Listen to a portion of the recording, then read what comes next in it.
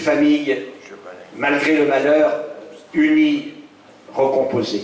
Dewey a des capacités remarquables, si bien que, voyant la manière dont elle travaille au lycée, les parents, la nouvelle famille, décident d'aller à Jakarta pour avoir de meilleurs établissements.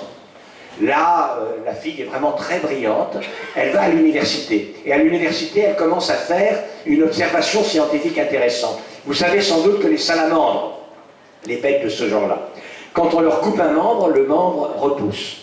Et avant que le membre ne repousse, il y a un bourgeon, qui est le début de cette repousse, qu'on appelle un bourgeon de régénération.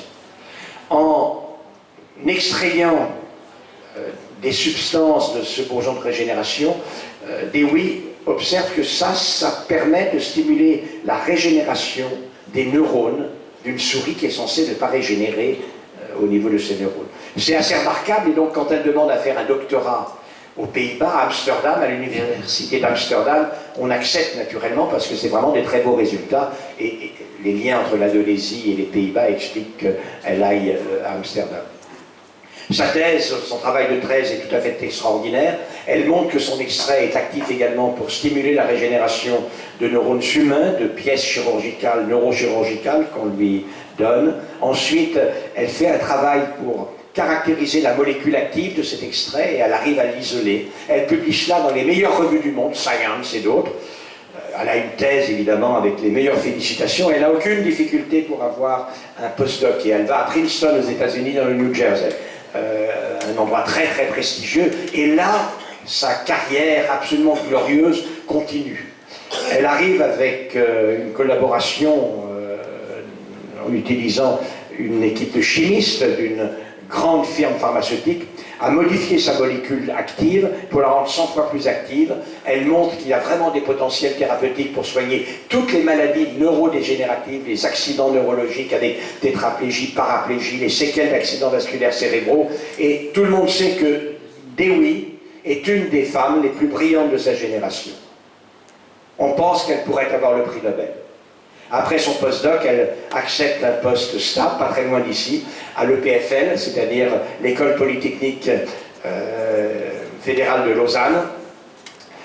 Excellente école où les neurosciences sont très développées. Et là, effectivement, à 43 ans, on lui téléphone, elle a le prix Nobel. C'est vraiment une star de la science. À Stockholm, recevant son prix Nobel, elle le dédie en partie à sa sœur qu'elle n'a pas connue, qui est morte dans l'incendie, mais en réalité, Eka n'est pas morte dans l'incendie. Le soir de l'incendie, elle était là, accoinée dans ses couvertures, à côté de la dépouille de son papa mort, lorsqu'une maman orang-outan, totalement désemparée, est passée par là. Désemparée par l'incendie, naturellement, mais aussi parce que son propre fils, à cette maman orang-outan, avait été mangé par un léopard de Bornéo la veille. Elle était là, les mamelles gonflées de lait, elle entend l'enfant, elles sont saisies, et l'emporte avec elle dans les grands nids où logent les compagnies d'orang-outans dans le parc national tout proche. Et c'est là que vit la fille pendant 10 ans. Jusqu'à ce qu'à l'occasion d'une campagne, hélas, de déforestation pour planter l'abominable palmier à huile qui détruit tout dans ces régions, les ouvriers forestiers se retrouvent devant une grande fille nue, les cheveux noirs, elle a 10 ans à peu près, elle ne parle pas évidemment. Les orang-outans, mieux dotés qu'elle pour sauter de branche en branche, ont pu s'enfuir. Ils s'en saisissent, ils l'amènent à la capitale provinciale, elle a un retard mental important, ils la confient à une institution pour enfants retardés mentaux. Son destin est vraiment tragique. Quand elle a 13-14 ans, à la puberté, elle est violée, elle a un bébé qu'on lui prend. Cela acte sans doute la décompensation d'une maladie psychiatrique faite d'anorexie, avec cachexie, de crise de violence extrême, et elle meurt misérablement avant 18 ans. Dewey et Eka ont 100% de leurs gènes identiques. C'est un clone. Elles ont biologiquement exactement les mêmes propriétés. L'une sera la femme la plus brillante de sa génération, ou l'une des femmes les plus brillantes de sa génération, une star incontestée de la science, prix Nobel, seule. Sa sœur sera une jeune fille avec une arriération mentale, son âge mental ne dépassera jamais 3-4 ans, et son destin sera misérable. Voilà quel est le motif qui me permet de poser la question que je traite ensuite sous la forme de l'essai, mais essai que parcourent tout au long de l'essai les héroïnes, surtout celles qui survivent, évidemment, surtout Dewey. Eka disparaît, donc il n'est pas opportun qu'elle soit là tout le temps. La première question qui est posée, c'est comment Dewey a-t-elle pu développer un psychisme humain, c'est-à-dire posséder les outils cognitifs qui lui permettront plus tard de tracer ce sillon si remarquable, et pourquoi Eka n'a-t-elle pas pu disposer de ces outils? Qu'est-ce qui se passe à ce moment-là? Deuxième question, à partir du moment où Dewey a ses outils cognitifs, ça ne dépend pas d'elle, ça dépend des circonstances de son enfance, comment les utilise-t-elle pour oser vouloir tracer le sillon d'une vie aussi brillante? Et tout au long du livre, où je traite alors de tout, de l'école, de l'adolescence, de la sexualité, de l'amitié, de l'amour, du corps sous ses différents aspects, de la beauté, de la religion, de la laïcité, du métier, de l'engagement, du bonheur, du rapport aux animaux, tout ce que vous voulez. Tout ce qui me semble important pour faire une vie, en réalité, ce n'est pas moi qui suis sur le devant de la scène. Chaque fois que possible, c'est Dewey qui témoigne. Et donc, Dewey ne tire pas sa référence, ne se met pas sur le côté de la scène alors que se déploie l'essai.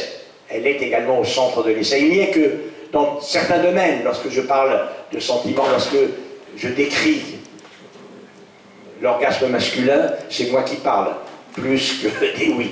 En revanche, quand je suis amené à décrire l'orgasme féminin, je ne laisse pas parler Dewey parce qu'elle est d'une pudeur extrême, je ne connais rien de sa vie sentimentale. Je pense qu'elle doit avoir une vie sentimentale, elle est très équilibrée, elle est si belle, mais contrairement à l'ère du temps, elle ne dit rien de cette question. Mais évidemment, je laisse parler des femmes, bien entendu. De la même manière, quand je parle de cette question, peut-on être humain pleinement jusqu'au bout du chemin, jusqu'au bout de la vie, elle est jeune, ma Dewey encore. Donc elle ne peut pas parler. Et c'est moi plutôt qui témoigne. Et je ne vous dirai rien de l'épilogue, parce que l'épilogue est étonnant. L'épilogue, j'espère, étonnera le lecteur. L'épilogue a ému l'écrivain et j'espère qu'il pourra émouvoir également le lecteur. Justement, on voit bien la différence entre Eka et Dewey. Eka, on sent tout de suite, on pense qu'elle ne va pas manquer d'amour, mais ce qui lui manque fondamentalement, c'est le lien social, c'est une relation humaine. Alors, vous avez tout à fait raison de faire allusion à ce que Eka ne manque pas d'amour. Pour quelle raison j'ai choisi Bornéo, le Kalimantan? C'est que j'ai choisi d'abord des orang-outans. Je voulais, pour traiter mon sujet, faire ce point final, partir de deux êtres identiques d'un point de vue biologique, ayant exactement les mêmes propriétés. Deux jumeaux, et je vous ai dit pourquoi ce sont deux jumelles in fine. Mais il y a deux éléments qui dans l'enfance interviennent. C'est d'une part l'échange du logos, du langage, des concepts humains, et d'autre part l'échange affectif. Il y a plus tard dans la vie des êtres des stigmates, des séquelles d'un traumatisme affectif dans l'enfance et des séquelles évidemment d'une insuffisance d'échange cognitif, d'échange intellectuel typiquement humain. Je ne voulais pas qu'il y ait un mélange et je voulais que mon Eka soit aimé bien. Or, j'ai deux copines à Paris qui s'appellent Teresa et Nénette. Nénette a 65 ans, Teresa en a 45. Ce sont les deux femelles orang-outans du Jardin des Plantes. Je vais les voir à chaque fois que je passe par là.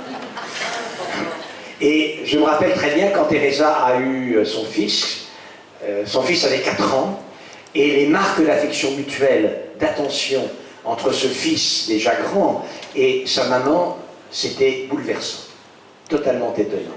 Et j'ai bien connu. Et j'étais absolument assuré que Eka ne manquerait pas d'affection, en tout cas. Et donc la seule carence serait une carence. La meilleure maman rentrante du monde ne peut donner que ce qu'elle a. Elle ne peut pas donner du concept humain. Elle ne peut pas conceptualiser. Elle ne peut pas offrir du langage humain.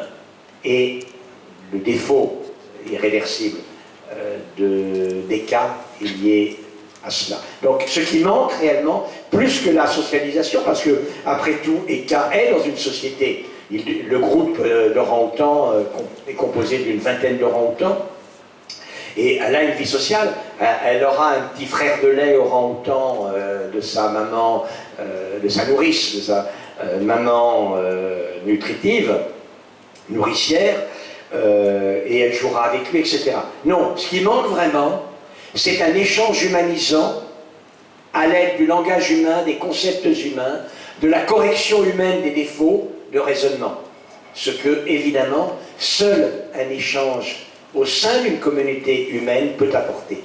C'est cela et cela seul qui explique la totalité des symptômes d'Eka. Vous évoquez donc de nombreux sujets, donc l'amour, la politique aussi un peu.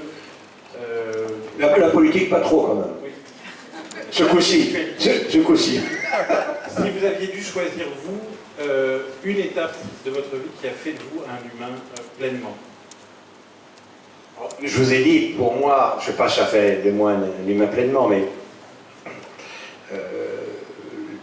l'élément le plus fondamental, ça a été cette injonction paternelle. Voilà, on en a déjà parlé. Sans cela, je serais incapable de choisir parmi les éléments dont je parle dans ce livre, ceux qui ont été essentiels pour mon édification.